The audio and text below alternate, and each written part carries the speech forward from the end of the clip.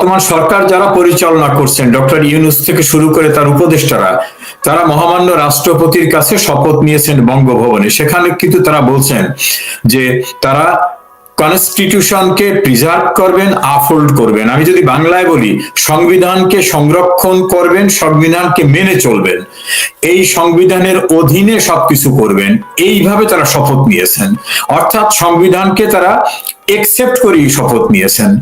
এখন সংবিধানে এই জাতীয় ব্যক্তিদের শপথ নেওয়ার কোনো বিধান আছে কিনা সেটা নিয়ে কিন্তু গুরুতর আইনের প্রসঙ্গটা উত্থাপিত হয়েছে।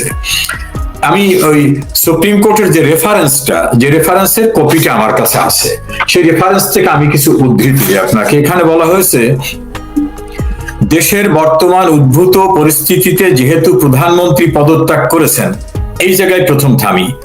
এই যে প্রধানমন্ত্রী পদত্যাগ করেছেন, এটার ভিত্তি কি? প্রধানমন্ত্রী শেখ হাসিনা কদিন পূর্বেও এই ভেরি রিসেন্টলি বলছেন যে আমি তো পদত্যাগ করিনি। তাহলে এই প্রধানমন্ত্রী পদত্যাগ করেছেন, যিনি পদত্যাগ করেননি তিনি পদত্যাগ করেছেন, এইটা বলার কোনো অবকাশ নাই। আবার মহামান্য রাষ্ট্রপতি মানব জমিনের সম্পাদক জনাব মতিউর রহমান চৌধুরীর সঙ্গে ইন্টারভিউ দিয়ে ক্লিয়ার করে বলছেন যে আমার কাছে সেই পদত্যাগ পত্র নাই। তাহলে একদিকে মহামান্য রাষ্ট্রপতির কাছে পদত্যাগ পত্র নাই, আর প্রধানমন্ত্রী শেখ হাসিনা বলছেন যে আমি তো পদত্যাগ করিনি। তাহলে এই রেফারেন্সের বিগিনিং এ শুরুতে যে কথাটা আসলো যে পদত্যাগ করেছেন, এইটা আর সত্য থাকলো না। এটাকে সাস্টেইন করাবার জন্য বা এইটাকে দাঁড় করাবার জন্য, প্রমাণ করাবার জন্য বিকল্প কোনো যুক্তি এই দীর্ঘদিনের কোনো পক্ষ থেকে, নাইদার ফ্রম গভর্নমেন্ট, নর ফ্রম বঙ্গভবন, নর ফ্রম এনি আদার অথরিটি, কেউ কিন্তু দেখাতে পারছেন না যে শেখ হাসিনা পদত্যাগ করছেন। প্রথম এইটা। তারপর আসছে যে রাষ্ট্রপতি বিগত 6 আগস্ট 2024 তারিখে জাতীয় সংসদ ভেঙে দিয়েছেন। হ্যাঁ, জাতীয় সংসদ ভেঙে দিয়ে রাষ্ট্রপতি ভেঙে দিয়েছেন। সেখানেও কিন্তু আমি 2 বার এমপি ছিলাম, আমি কনস্টিটিউশনাল প্রভিশন জানি। রাষ্ট্রপতি কখন সংসদ ভাঙতে পারবেন? সংসদের সংখ্যাগরিষ্ঠ দলের নেতা অর্থাৎ প্রধানমন্ত্রীর অনুরোধ করবে, অথবা যদি অন্য কোনো সিচুয়েশনটা তারও বর্ণনা আছে। এখন প্রধানমন্ত্রী তো সংসদ ভাঙতে বলেননি, তাহলে এই সংসদ ভাঙাটা বৈধ হয়েছে কিনা সেটা নিয়েও কিন্তু $1 মিলিয়ন কোশ্চেন আজকে এসেছে, যে জাতীয় সংসদকে ভেঙে দেওয়ার মতো সিচুয়েশন বা লিগ্যাল স্ট্যাটাস ছিল কিনা। আমার কাছে যেটা মনে হয়, জাতীয় সংসদ ভেঙে দেওয়ার মতো অবস্থা ছিল না। তারপরে বলছেন যে সংবিধানের 48(3) অনুচ্ছেদ অনুসারে রাষ্ট্রপতি প্রধানমন্ত্রীর পরামর্শ গ্রহণ করা সম্ভব নয় এই পরিস্থিতিতে। আমি যদি ধরে নিই যে প্রধানমন্ত্রী নাই, উনি পরামর্শ গ্রহণ করতে পারছেন না, তাহলে পার্লামেন্টের সংখ্যাগরিষ্ঠ দলকে উনি কিন্তু পার্লামেন্টের অধিবেশন ডাকতে বলতে পারতেন। অধিবেশন ডাকার ভিতর থেকে উনি কিন্তু তাদের বলতে পারতেন যে আপনাদের টিম লিডার বা আপনাদের মেজরিটি প্রধান যিনি, তার সঙ্গে আমার আলোচনা করার দরকার। অথবা যদি না থাকে তো মেজরিটি পার্টি তাদের নতুন কোনো লিডারশিপ করবে কিনা সে প্রসঙ্গ নিয়েও তর্কের খাতিরে আলোচনা হতে পারত। কাজী উনি কিন্তু সেখানে সেই স্টেপসটা ওনাকে নিতে দেওয়া হয়নি বা উনি নিতে পারেননি। এরপরে আসছে সাংবিধানিক শূন্যতা পূরণে অন্তর্বর্তী সরকার গঠন করার বিষয়ে গণপ্রজাতন্ত্রী বাংলাদেশ সরকারের আইন বিচার সংসদ বিষয়ক মন্ত্রণালয়ের আইন ও বিচার বিভাগ থেকে এত স্মারকে 8/8/2024 তারিখে 106 অনুচ্ছেদে সুপ্রিম কোর্টের মতামত চাওয়া হয়েছে। এটা আপনি আইন অঙ্গনের রিপোর্টিং করতেন, ভেরি ভেরি ইম্পর্ট্যান্ট। আইন মন্ত্রণালয় থেকে এই প্রস্তাবটা আসলো, কে পাঠালো? তখন তো কোন আইনমন্ত্রী ছিলেন না, কে পাঠালো? আমাদের warrant of precedence, rules of business অনুযায়ী মন্ত্রণালয়ের প্রধান হচ্ছেন মন্ত্রী, আগে ছিল না। এখন আইন হচ্ছে মন্ত্রণালয়ের প্রধান হচ্ছেন মন্ত্রী। তো যখন মন্ত্রী নাই, তখন এই মন্ত্রণালয় থেকে এই যে সুপ্রিম কোর্টের চিঠিটা, এই চিঠিটা কে পাঠালো? তার কোনো লিগ্যাল অথরিটি ছিল কিনা?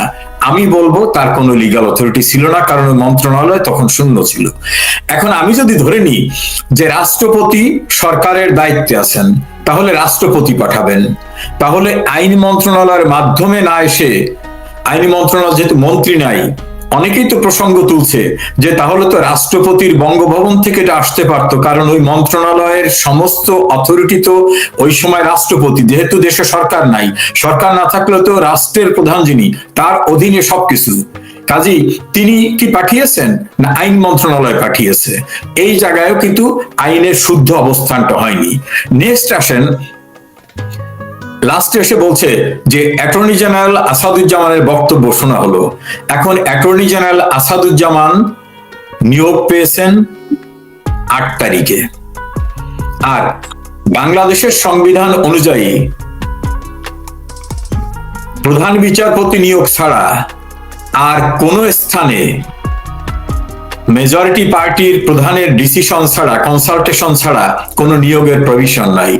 এখন খুব সঙ্গত কারণে প্রশ্ন, অ্যাটর্নি জেনারেল কার অ্যাডভাইজে বা কার কনসালটেশনে, কার রিকমেন্ডেশনে রাষ্ট্রপতি অ্যাটর্নি জেনারেল নিয়োগ করলেন? প্রশ্ন উঠেছে যে তাহলে অ্যাটর্নি জেনারেল নিয়োগের ক্ষেত্রে যে প্রভিশনটা রাখতে হবে যে রাষ্ট্রপতি শুধু এই কাজটার বাইরে আর সবটাই করতে হবে নির্বাহী বিভাগের প্রধানের পরামর্শে, তাহলে সেই মুহূর্তে যদি প্রধানমন্ত্রী অ্যাবসেন্ট থাকেন তাহলে এই অ্যাটর্নি জেনারেল নিয়োগের জন্য এই প্রস্তাবটা কে দিয়েছে? তখন তো শূন্যতা ছিল। আমি যদি শূন্যতাও ধরি তাহলে এই অ্যাটর্নি জেনারেল নিয়োগের প্রক্রিয়াটাও কিন্তু প্রশ্নবিদ্ধ হয়ে গেল।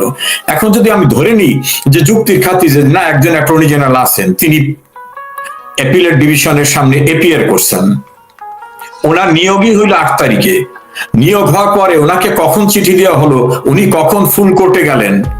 আবার সিনিয়র অ্যাডভোকেট জনাব মহসিন রশিদ খুব ইম্পর্টেন্ট কোশ্চেন তুলে বঙ্গভবন, প্রধান বিচারপতির কার্যালয়, আইন মন্ত্রণালয় বারবার নোটিশ দিয়ে বলছেন আমাকে জানতে দেওয়া হোক, নাগরিক হিসাবে তথ্য অধিকার আইন অনুযায়ী আমি জানার অধিকার রাখি কবে এই চিঠিটি এসেছে, এই চিঠির প্রেক্ষিতে কবে নোটিশ ইস্যু করা হয়েছে, কোন জায়গায় কোর্ট বসছিল, সেই কোর্টে কারা কারা ছিলেন, প্রত্যেক জজের নিজস্ব বক্তব্য থাকে, কার কি বক্তব্য ছিল, অ্যাটর্নি জেনারেল কি বক্তব্য ছিল, এজলাসটা কখন উঠেছে, কারণ কোর্টে করতে গেলে সেটা চিফ জাস্টিসের রুমে হোক কোর্টে হোক একটা এজলাস তো তৈরি করে করতে হবে সেখানে। তাহলে এইটা আজ পর্যন্ত তিনি কোনো জবাব পাননি, এবং তিনি খুব ক্লিয়ার করে বলছেন যে জবাব যখন দেননি তখন ধরে নিতে হবে যে এ জাতীয় প্রক্রিয়া সম্পন্ন না হওয়ার কারণেই তারা আমাকে কোনো কাগজ দিচ্ছেন না, তথ্য অধিকার আইন অনুযায়ী আমি যেটা পেতে পারি সেটা আমাকে দিচ্ছেন না। ফলে সেই প্রশ্নটা প্রশ্নবিদ্ধ রয়ে গেছে। নেক্সট ইম্পর্টেন্ট পার্টটা হলো রেফারেন্সে বলছেন এমত অবস্থায় গণপ্রজাতন্ত্রী বাংলাদেশের সংবিধানে অন্তর্বর্তীকালীন সরকার গঠনের কোনো বিধান না থাকায় উল্লেখিত প্রশ্নের বিষয়ে বাংলাদেশের সংবিধানের 106 অনুচ্ছেদের প্রদত্ত উপদেষ্টামূলক এখতিয়ার প্রয়োগ করে সুপ্রিম কোর্টের আপিল বিভাগে মতামত প্রদান করছে। এখন আপিল বিভাগ কিন্তু কনস্টিটিউশনের ঊর্ধ্বে না, কেউই কিন্তু কনস্টিটিউশনের ঊর্ধ্বে না। কনস্টিটিউশনে যে প্রভিশন নাই, উনি কিভাবে উপদেশ দিয়ে বলেন যেটা সংবিধানে নাই সেটা গঠন করো? এখন যদি অ্যাপিলেট ডিভিশন অর্থাৎ ফুল কোর্ট যদি এই ডিসিশন দিয়ে থাকে তাহলে এই ডিসিশন কিন্তু লিগাল হলো? প্রশ্ন হবে না, কারণ সংবিধানে ওনরাই বলতেছেন সংবিধানে যে বিধান নাই। তো সংবিধানে বিধান নাই সেরকম ভাবে একটা সরকার গঠন করার ওনারা দিয়েছেন কিনা? কিন্তু এখানে বাড়ি ভাই আপনি দীর্ঘদিন ল রিপোর্টিং করছেন, সুপ্রিম কোর্টের এই রেফারেন্সে একটা ভেরি ভেরি ইম্পর্টেন্ট শব্দ আছে, অন্তর্বর্তীকালীন ব্যবস্থা হিসাবে প্রধান উপদেষ্টা ও অন্যান্য উপদেষ্টা নিয়োগ করতে পারবেন। ওনারা কিন্তু কোথাও বলেনি যে অন্তর্বর্তীকালীন সরকার গঠন করতে পারেন, বলছেন অন্তর্বর্তীকালীন ব্যবস্থা হিসাবে প্রধান উপদেষ্টা অন্যান্য উপদেষ্টা নিয়োগ করতে পারবেন। এখন যদি কেউ বলে যে প্রধান উপদেষ্টা কি হবে, তিনি রাষ্ট্রপতির অধীনে প্রধান উপদেষ্টা, তিনি অন্তর্বর্তীকালীন সরকার বলতে কোনো কনসেপ্ট কনস্টিটিউশনে নাই, এবং আমাদের সুপ্রিম কোর্টের কথিত যে রেফারেন্স, এই রেফারেন্সও কোথাও বলা হয়নি যে অন্তর্বর্তীকালীন সরকার গঠন করতে পারবেন। সরকারের শব্দটাও বলে নাই, বলছে যেহেতু এই প্রভিশনই নাই কাজে উনি অন্তর্বর্তীকালীন ব্যবস্থা হিসেবে প্রধান উপদেষ্টা নিয়োগ করতে পারবেন। সেখানেই আমি ফিরে আসি যে নুরুল কবিরের যে প্রশ্নটা যে আপনি কার উপদেষ্টা, উনি যদি রাষ্ট্রপতির উপদেষ্টা হন ওয়ান থিং, উনি যদি দাবি করেন আমি সরকারের উপদেষ্টা, তাহলে সরকারই তো গঠিত হয় নাই। অন্তর্বর্তীকালীন সরকার গঠন আমার কনস্টিটিউশনে পারমিট করে না, এবং সুপ্রিম কোর্টের যে রেফারেন্সটা নিয়ে তর্ক বিতর্ক আছে সেখানেও কোথাও বলা হয়নি যে অন্তর্বর্তীকালীন সরকার আপনি গঠন করতে পারবেন। কে তত্ত্বাবধায়ক তো নাই, অন্তর্বর্তীকালীন নাই, এটা ওনারা রিপিটেডলি ওনাদের যে কথিত রেফারেন্সটা, এই রেফারেন্সের ভিতরে বারবার বলছেন অন্তর্বর্তীকালীন ব্যবস্থাও নাই, অন্তর্বর্তীকালীন সরকারের ব্যবস্থা নাই। তাহলে এই ডক্টর ইউনূস সহ অন্যান্য যারা শপথ নিয়েছেন তারা কোনো সরকারের কেউ না, তারা রাষ্ট্রপতির উপদেষ্টা হিসাবে, রাষ্ট্রপতি কিন্তু নিয়োগ দেওয়ার এখতিয়ার আছে, রাষ্ট্রপতি রাষ্ট্রের প্রধান, তাহলে ওনারা তার উপদেষ্টা হতে পারেন। তাহলে তার উপদেষ্টা হলে রাষ্ট্রের এক্সিকিউটিভ অথরিটিকে, সেই আঙ্গিকে যদি বলি তাহলে রাষ্ট্রের এক্সিকিউটিভ অথরিটি মহামান্য রাষ্ট্রপতি, কারণ তার অধীনে ওনারা উপদেষ্টা। এই বিষয়গুলো আমাকে অনেকে জিজ্ঞেস করেছেন, আমি সেখানে এই লিগ্যাল স্ট্যাটাসটাকে ব্যাখ্যা করেছি। ফলে রাষ্ট্রপতি যদি কোনো সিদ্ধান্ত না দেন তাহলে সেই ক্ষেত্রে তার অ্যাডভাইজার হিসাবে ওনারা এক্সিকিউটিভ পাওয়ার এক্সারসাইজ করতে পারেন না। এই জায়গাটাকে আমি থেমে বলবো যে সরকার প্রধান হিসাবে দাবি করে ডক্টর ইউনূস এবং তাদের লোকেরা যেসব বিষয়গুলি করছেন, আইনের ব্যাখ্যা করা হলে তারা কেউ সরকারের অংশ না, তারা রাষ্ট্রপতির অ্যাডভাইজার। কাজে রাষ্ট্রপতি কোনো ডিসিশন দিলে সেটা হবে লিগ্যাল এক্সিকিউটিভ ডিসিশন, এর বাইরে ওনাদের স্ট্যাটাস কনস্টিটিউশনে টোটালি শূন্য। এবং শপথ নেওয়ার ক্ষেত্রেও শপথের যে বাক্যটা ছিল সেই বাক্যের ভিতরে আমি খোঁজ নিয়ে দেখেছি, সেখানে কিন্তু অন্তর্বর্তীকালীন সরকার শব্দটা নাই, লেখা আছে আমি উপদেষ্টা হিসাবে শপথ গ্রহণ করিলাম, সংবিধানকে সংরক্ষণ করব, সংবিধানকে মেনে চলবো, সংবিধানের বাইরে যাব না, এই কথাগুলি। তাহলে তো রাষ্ট্রপতি হচ্ছে সংবিধানের সর্বোচ্চ সংরক্ষক, সুপ্রিম কোর্ট সংবিধানের ব্যাখ্যা দানকারী। সুপ্রিম কোর্ট কিন্তু আইন করতে পারবে না, সুপ্রিম কোর্ট সংবিধানের কোনো বিষয় নিয়ে যদি অস্পষ্টতা দেখা দেয় তাহলে ব্যাখ্যা দিতে পারবে, সেই ব্যাখ্যা গ্রহণযোগ্য হবে। তো সুপ্রিম কোর্টই বলতেছে যে অন্তর্বর্তীকালীন সরকারের কোনো বিধানই নাই, তো যেখানে বিধান নাই সেখানে ওনার ব্যাখ্যা দেওয়ার উপদেষ্টার সুযোগটা কোথায়? ফলে আজকে বাংলাদেশে যারা পরিচালনা করছেন সরকার দাবি করে, অন্তর্বর্তীকালীন সরকার দাবি করে, তাদের কৃতকর্মটাকে ভয়েড ইনহিবিশন একটা শব্দ আছে, অর্থাৎ শুরুতেই যেটা বাতিল সেইটার কৃতকর্ম কিন্তু বাতিল হয়ে যাবে। এ হচ্ছে বর্তমানে লিগ্যাল স্ট্যাটাস কেয়ারটেকার গভর্নমেন্টের অ্যাজ পার ল। এই যে অ্যাডভোকেট মহসিন রশিদ যে প্রশ্নটা উত্থাপন করলেন, সেই প্রশ্নটার তো কোনো জবাব আসলো না, তাহলে সরকারের ভিত্তিটা কি? মহসিন রশিদ তো কয়েক দফা বিভিন্ন টেলিভিশন এবং টকশোতে বলছেন যে তাদের যদি সাপোর্টিং কোনো ডকুমেন্ট থাকতো তাহলে আমাকে দেবে না কেন, এটা তো অতি গোপনীয় কূটনৈতিক বিষয় না, অতি গোপনীয় সরকারের নিরাপত্তা বিষয় না, এটা খুব করেসপন্ডেন্স, এটা পাবলিক ডকুমেন্টস, তা পাবলিক ডকুমেন্টস কেন দিচ্ছে না? তারপর আরেকটি প্রসঙ্গ আসছে যে এত তড়িঘড়ি করে কিভাবে সবকিছু সম্ভব হলো, এবং যে ডকুমেন্টটি বাইরে আসছে উনি বারবার বলতেছেন যে এখানে জজ সাহেবদের স্বাক্ষর নামটা লেখা আছে, উনি বলতেছেন যে তারা যদি সত্যি স্বাক্ষর করে থাকে তাহলে এটা সলভ হতে পারে, সেই স্বাক্ষর সম্বলিত কাগজ দেখাতে সমস্যাটা কোথায়?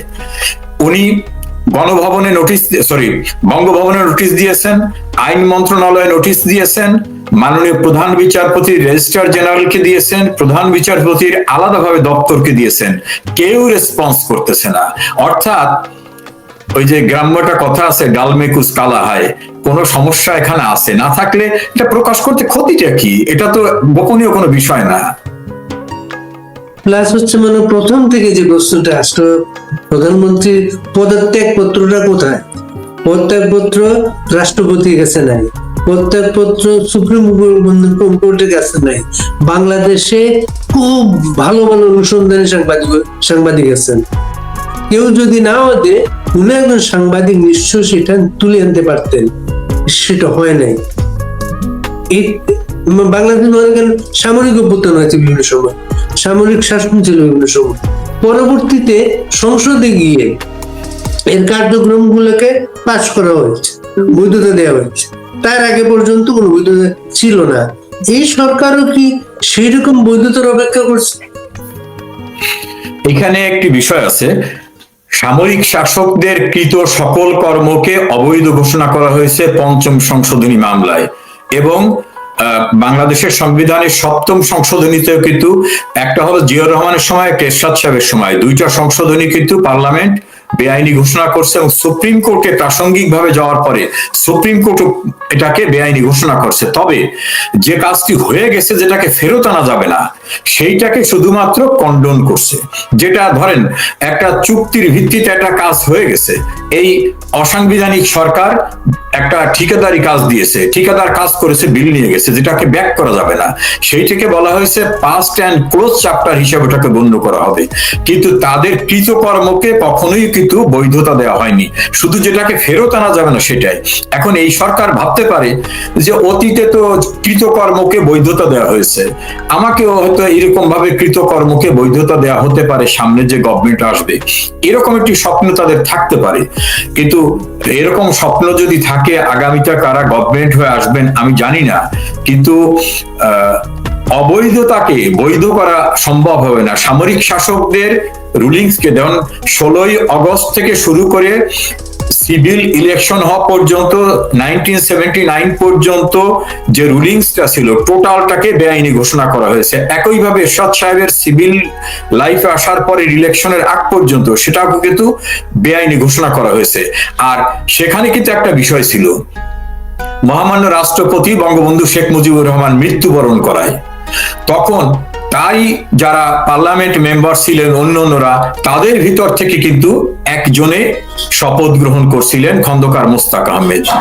আবার পরেরটা যদি দেখেন, যে জিয়াউর রহমান যখন দায়িত্ব গ্রহণ করলেন, তখন জিয়াউর রহমান কিন্তু পদত্যাগপত্র নিলেন তৎকালীন রাষ্ট্রপতির কাছ থেকে।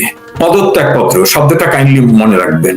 এরশাদ আসার পরে সে কিন্তু প্রেসিডেন্ট সাত্তারের কাছ থেকে পদত্যাগপত্র নেওয়ার পর যে ভ্যাকান্ট পজিশনটা, ভ্যাকুয়ামটা হলো, সেই ভ্যাকুয়ামে তারা আসলেন। তাদের স্ট্যাটাসটা একরকম, আর এই ক্ষেত্রটা ডিফারেন্ট। এই ক্ষেত্রে প্রধানমন্ত্রী শেখ হাসিনা বলছেন আমি পদত্যাগ করিনি, আর মহামান্য রাষ্ট্রপতিও বলছেন যে আমার কাছে পদত্যাগপত্র নাই। কাজে তাদের যে স্ট্যাটাসটা ছিল তার চেয়ে কিন্তু খুব ওয়াস্ট স্ট্যাটাস, তার চেয়ে খারাপ অবস্থা কিন্তু বর্তমানের। এর সঙ্গে সংযুক্ত হলো যে এখানে কোনো সরকার গঠন করা হয়নি, কারণ সুপ্রিম কোর্ট সরকার গঠন করার কোনো পরামর্শ দেননি, আর কনস্টিটিউশনে সরকার গঠন করার কোনো, অন্তর্বর্তী সরকার গঠন করার কোনো প্রভিশনও নাই। এবং যখন শপথ হয়েছে সেখানেও কিন্তু আমি অন্তর্বর্তীকালীন সরকারের প্রধান উপদেষ্টার দায়িত্ব নিলাম, এই কথা বলার অবকাশ ছিল না, কারণ সুপ্রিম কোর্ট রেফারেন্স ওটা বলেনি। কাজে পূর্বের চেয়ে খারাপ অবস্থা কিন্তু বর্তমান যারা ক্ষমতা আছে তাদের। চিরদিন তো এই অবস্থা থাকবে না, একদিন কিন্তু আইনের মুখোমুখি দাঁড়াতে হবে, সেই সময় তাদের লিগাল স্ট্যাটাসটা জিরো হবে, তাদের কৃতকর্মটা অন্যরকম হবে। এইখানে সংবিধানের একটা বিধানের কথা আমি বলি। আমাদের সংবিধানের 7 হচ্ছে খুবই উল্লেখযোগ্য একটা অনুচ্ছেদ। এই 7-এর 2-তে বলা হয়েছে এই সংবিধানের মূল স্ট্রাকচারের বাইরে কোনো আইন করা যাবে না। যদি কোনো আইন করা হয়, সেই আইনের যতটুকু এই সংবিধানের বিধানের সঙ্গে সাংঘর্ষিক ততটুকু বেআইনি বলে ঘোষিত হবে, অর্থাৎ ঘোষণা করা লাগবে না, অটোমেটিক্যালি বেআইনি হবে। যে সংবিধানে যেটা নাই সেটা যদি আমি ফজলুল বারী সবাই মিলে যদি পাশ করি তাতে ওটা বেআইনি। এখন এর সঙ্গে নতুন যে বিধান যুক্ত হয়েছে সংবিধানে 7-এর এতে বলা হয়েছে এই সংবিধান দেশের সর্বোচ্চ আইন, এই সংবিধানকে সকলের অনুসরণ করতে হবে। যদি কোনো ব্যক্তি বা প্রতিষ্ঠান এই সংবিধানের বিধিবিধানকে ভঙ্গ করেন অথবা এই সংবিধানের প্রচলিত নিয়মকে অস্বীকার করেন বা এই সংবিধানের বিধিবিধানকে অস্বীকার করতে কাউকে অনুপ্রাণিত করেন, সমর্থন করেন, অনুসমর্থন করেন, তাহলে তার কৃতকর্ম হবে সংবিধান লঙ্ঘন, সেটাকে বলা হবে রাষ্ট্রদ্রোহিতা। আর রাষ্ট্রদ্রোহিতার সর্বোচ্চ সাজা মৃত্যুদণ্ড। এখন এই সরকার কিভাবে গঠিত হয়েছে? তাহলে সংবিধানের বিধিবিধান হয় নাই, তাহলে কনস্টিটিউশনের আর্টিকেল 7A-তে যে বিধান আছে, যেই সংবিধানের যে বিধিবিধান এর বাইরে অথবা এই বিধিবিধান ভঙ্গ করা অথবা এই বিধিবিধানকে অস্বীকার করা অথবা এই বিধিবিধান ভঙ্গ করতে কাউকে সমর্থন করা বা অনুসমর্থন করা, সবটাকেই ধরে নেওয়া হবে রাষ্ট্রদ্রোহিতা। তাহলে আমি যদি সেই জায়গার ব্যাখ্যা আসি সাংবিধানিক বিষয়ে একজন আইনজীবী হিসাবে, আইনের ছাত্র হিসাবে, তাহলে আপনি সংবিধান সমুন্নত রাখবেন বলে শপথ নিলেন, আর সংবিধানে যেটা নাই আপনি সেটা দাবি করে বললেন আমি অন্তর্বর্তীকালীন সরকার, তাহলে আপনার কৃতকর্মটা তো সংবিধান ভঙ্গ হলো না? তো সংবিধান ভঙ্গ হলে আর্টিকেল 7A 7 অনুচ্ছেদের যে অপরাধ, সেই অপরাধকে আপনি করলেন না। স্বাভাবিক প্রশ্ন হবে সেই অপরাধটি সংগঠিত হয়ে গেল। রেজাউল করিম প্রায় 7-8 মাস পরে এসে খুব গুরুত্বপূর্ণ সাংবিধানিক প্রশ্ন আপনি সবার সামনে নিয়ে এসেছেন। এই যে রাষ্ট্রদ্রোহের অপরাধ এখন যেটা হচ্ছে, এই অপরাধের জন্য আগামীতে কারা কারা অভিযুক্ত হতে পারেন? এখানে লিগ্যাল পার্সপেক্টিভে যদি ধরি, প্রথম হচ্ছে যারা সংবিধানের বিধিবিধান ভঙ্গ করলেন, তারা যারা এই বিধিবিধান ভঙ্গ করে নিজেকে ক্লেইম করলেন আমি উপদেষ্টা, আমি প্রধান উপদেষ্টা, এবং তাকে যারা সমর্থন করলেন, তার সঙ্গে যারা করেসপন্ডেন্স করলেন, তার এই স্ট্যাটাসকে যারা এডমিট করলেন। ধরেন আপনি একটা মসজিদের ইমামই না, আমি যে বললাম যে আপনার কাছ থেকে আমি ফতোয়া নিতে চাই, তাহলে আমি কিন্তু যিনি ইমাম না, যিনি ইসলামিক স্কলার না, আমি তাকে স্কলার বলতেছি। এই সরকারের যে কোনো বিষয়কে যারা সাপোর্ট করবে তারা বেআইনি একটি সরকারকে সাপোর্ট করতেছে, তার বেআইনি কার্যক্রমকে সাপোর্ট করতেছে। কেউ ডাইরেক্ট করতে পারে, কেউ বাই কন্ডাক্ট করতে পারে, তার কৃতকর্মের ভিতর থেকে করতে পারে। আপনি একটা অফিসে চাকরির জন্য বারবার যাচ্ছেন, আমি দীর্ঘদিন আপনার অফিসে কাজ করতে যাচ্ছি, আপনি আমাকে দিয়ে কাজ করাচ্ছেন এবং বলতেছেন যে পার্মানেন্ট করব, পার্মানেন্ট করব, পার্মানেন্ট করব। একটা সময় আপনি লোক নিয়োগের সময় আমাকে বলতেছেন যে না, তোমাকে নিব না। আমি যদি হাইকোর্টে যাই, আমাদের লিগ্যাল টার্মে একটা শব্দ আছে, লেজিটিমেট এক্সপেকটেশন। অর্থাৎ আমার ওই পদে যদি কোনো লোক নিতে হয়, তাহলে দীর্ঘদিনে আপনার কন্ডাক্ট থেকে প্রমাণিত হয়েছে যে আপনি আমাকে নেবার কথা বলে আমাকে খাটাইছেন, কাজে আমাকে নিবেন। এটা হচ্ছে থ্রু ইওর কন্ডাক্ট, থ্রু এর অ্যাক্টিভিটিস আপনি আমার লেজিটিমেট এক্সপেকটেশনটাকে ডেভেলপ করলেন। এই সরকারকে যারা বৈধ সরকার বলবে, তারাও কিন্তু এই যে সংবিধানের বিধিবিধান ভঙ্গের বিষয়টাকে, ওই যে বললাম সমর্থন, অনুসমর্থন, প্রত্যক্ষ পরোক্ষভাবে সংবিধানের আর্টিকেলের বাইরের সবকিছুকে যিনি সাপোর্ট করবেন, তিনিও কিন্তু ওই দায়ে যুক্ত হবেন। একজন এখানে খুব গুরুত্বপূর্ণ একটা প্রসঙ্গ এনেছেন, ওনার নাম হচ্ছে সাইফুল ইসলাম খান। আপনার উদ্দেশ্যে বলা হয়েছে ওনার আরো আগে আসা উচিত ছিল এবং এই কথাগুলো তুলে ধরা উচিত ছিল। এরপরও আজ থেকে যে কথাগুলো উঠলো, এর সংবিধানের বিষয়বস্তু ওনাকে ক্লিয়ার করে মানুষকে বোঝানো উচিত। ইনশাআল্লাহ বিভিন্ন ফোরামে আমরা এই বিষয়ে কথা বলছি এবং কথা বলবো। রেজাউল করিম, আপনি কি মনে করেন এইসব বিষয়, আপনি যে প্রশ্নগুলো আনলেন, সরকারের ভেতরে, প্রশাসনের ভেতরে যাদের মনে প্রশ্নগুলো আছে, তারা কি বিষয়টাকে আড়াল করার জন্য এই যে জুলাই ঘোষণা, এটা নতুন একটা কাঠামো যাওয়ার জন্য তাগিদ দিচ্ছে, এটার সাথে ওইটা কোনো সম্পর্কিত বিষয়টা? অবশ্যই এটা একেবারে প্রকাশ্য দিবালোকের মতো সত্য। কারণ যারা এই যে একটা গণতান্ত্রিক প্রক্রিয়ায় নির্বাচিত সরকারকে মেটিকুলাস ডিজাইনের মাধ্যমে বিব্রতকর অবস্থায় ফেললো, বা তাদেরকে বলতে পারি যে তাদের ফেলে দিল, এইরকম ভাবে যদি আমি বলি, তাহলে তারা কি জানে না কনস্টিটিউশনের প্রভিশন?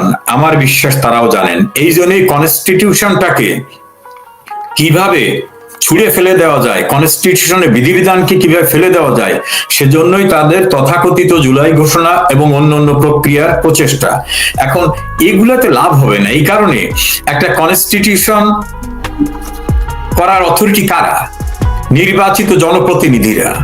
আমাদের কনস্টিটিউশনটার প্রথম কিন্তু ছিল যেটা, আমাদের যারা 70 সালের নির্বাচনে পার্লামেন্টের 2টা ফোরামে যারা নির্বাচিত ছিলেন, তাদের ভিতর থেকে একটা ডিক্লারেশন আসছিল, একটা অর্ডিন্যান্স হচ্ছিল যে যতক্ষণ কনস্টিটিউশন তৈরি করা না হয় ততক্ষণ এই অধ্যাদেশের ভিত্তিতেই পরিচালিত হবে, সেটা ছিল অন্তর্বর্তীকালীন ব্যবস্থা।